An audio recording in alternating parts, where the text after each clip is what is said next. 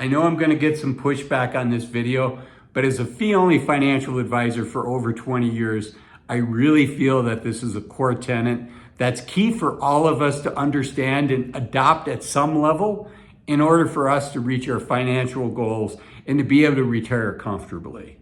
So let's jump in and talk about this. You know, a lot of folks are surprised when they come to visit me at my office at just what types of cars my clients are driving. Right? I'm fortunate, I work with high net worth families, and a lot of folks come in and they think they're gonna see, you know, Mercedes-Benz, expensive BMWs, $100,000 Teslas. But you know what they see? They see Hondas, they see Toyotas, and I live in a town where skiing is readily available. Winter skiing is readily available to us. So there's a lot of Subarus in the parking lot as well. And that's one of the keys. Wealthy people don't flaunt their wealth. Wealthy people aren't looking for the image of wealth.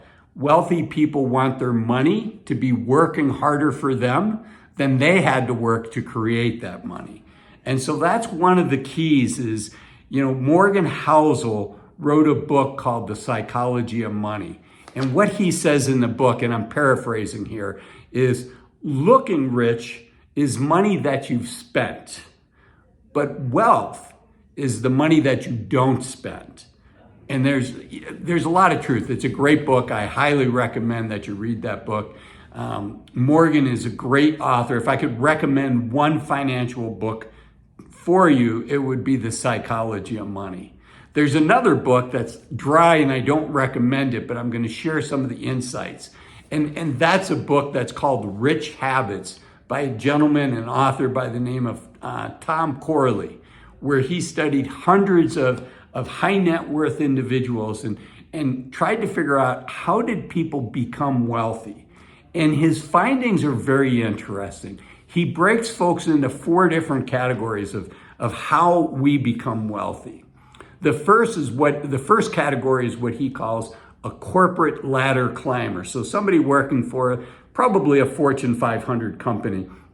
And they've been good at building up their skills, building up their management, building up their leadership abilities, and over time, over 15, 20, 30 years, climbing that corporate ladder and now making good money.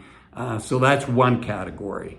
The next category is something that Thomas Corley calls the virtuoso. This is somebody that's highly educated, has a very high value added skill, and it's something that not a lot of people can do. So think of like a surgeon, a specialty surgeon. Think of an attorney that has a niche area of expertise that few people have. Think maybe a musician that's the top of their game, playing a violin, playing, you know, a top end pianist where, you know, people will come to a concert just to see them playing. And that's what Thomas Corley calls a virtuoso. But then there's the category that I think a lot of us fall into. And if you're a virtuoso, fantastic. You know, I wish I had that skill set. Certainly when it comes to music, I'll never have that skill set. But I think a lot of us fall into the latter 2 categories. The first one is an entrepreneur, right? So they've built up a business, they've sacrificed, they've worked hard for many, many years, and they've created a company with value. And either that company is generating cash flow that has allowed them to build their wealth, or they were able to, after many, many years of hard work, they were able to sell that and become a quote unquote overnight success, 10 years in the making, 20 years in the making, the entrepreneurs. And then, you know, I think a lot of my viewers fall into the last category, which is what Thomas Corley calls the saver investor. And I really like the way he uses that phrase. I like that category. They're not just called the savers, but they're called the saver investors, because it's not enough to just spend less than what you earn. You also have to invest that money. You need to get compounding working in your favor. And Warren Buffett famously said compounding is the 8th wonder of the world, right? It's when your earnings are making earnings on their earnings on their earnings on their earnings. And it becomes exponential growth. So if you're getting a return higher than inflation, compounding works in your favor. But you know what happens if you hide that money under your mattress? You know what happens if you just leave that in the bank, normally earning less than inflation?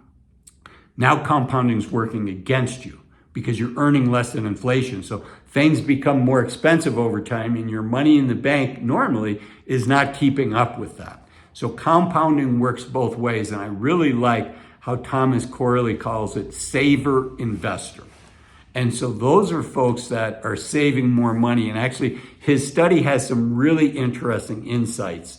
And he starts off with how much are the saver investors spending on housing?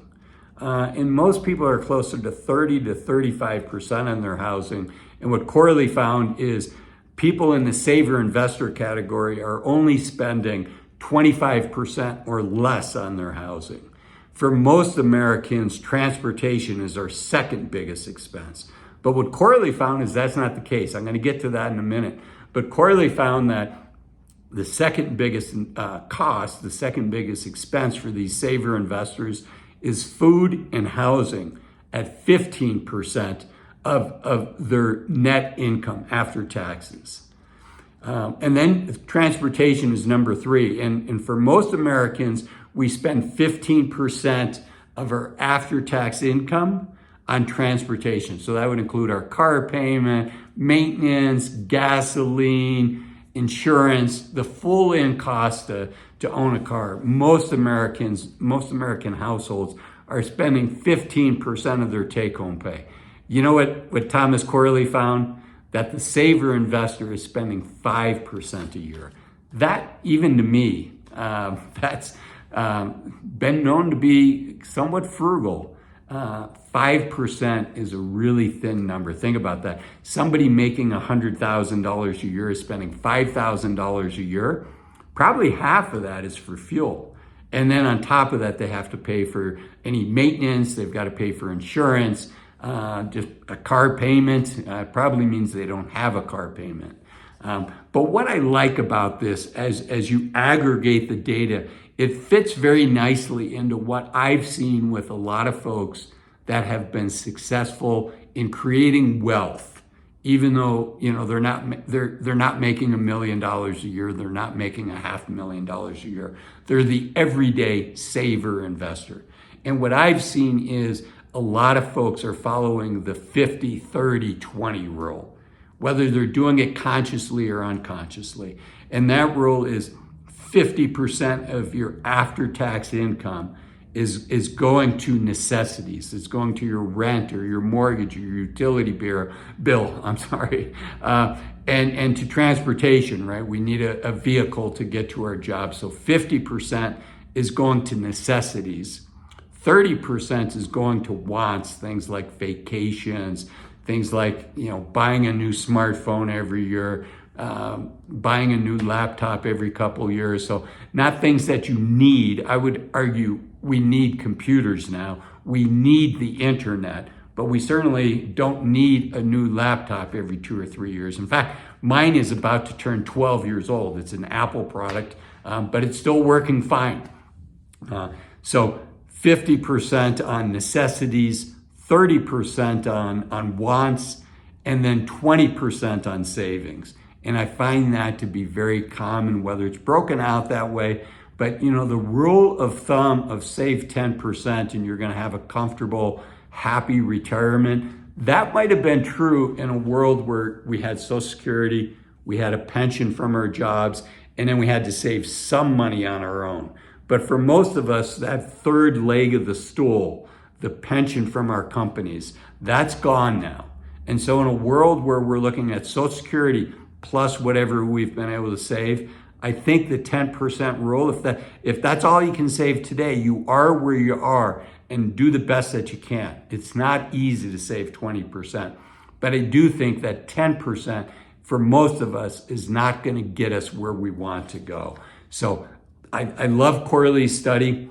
And if you enjoyed this video, I know you're going to enjoy this video here that talks about the average retiree income. I'll see you in that video. Thanks for watching this one. Bye-bye.